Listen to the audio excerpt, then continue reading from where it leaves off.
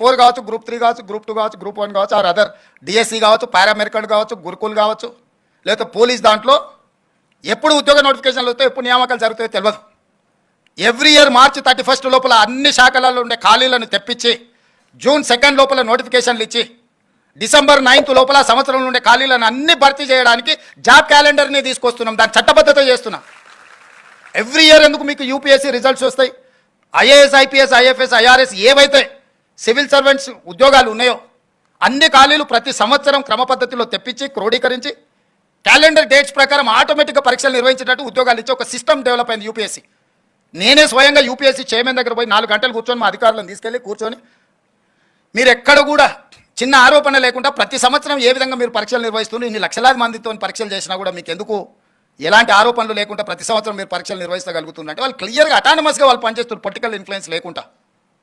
చిన్న ఆ ఉద్యోగిలో డెప్యుటేషన్ మీద తీసుకునే ఉద్యోగి మీద చిన్న అనుమానం వచ్చినా next minute they are surrendering that employee.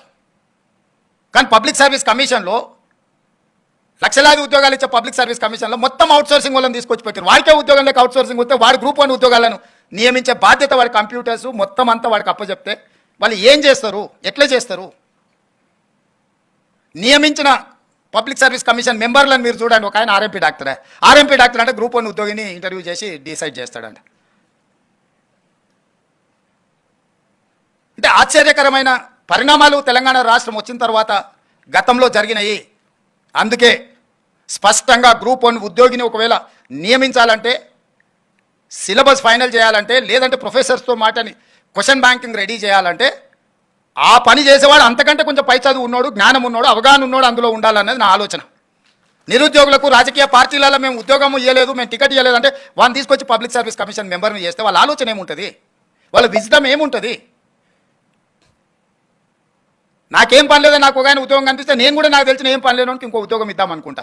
కష్టపడి చదివి ఒక లెవెల్కి వచ్చి ఒక మంచి ఉద్యోగంలో వస్తే అతనికి ఒక బాధ్యత ఇస్తే, అరే చదువుకున్నోనికి కష్టపడడానికి ఆ విలువేందో నాకు తెలుసు కాబట్టి నేను కూడా అలాంటి నియమించాలనుకుంటాడు తప్పితే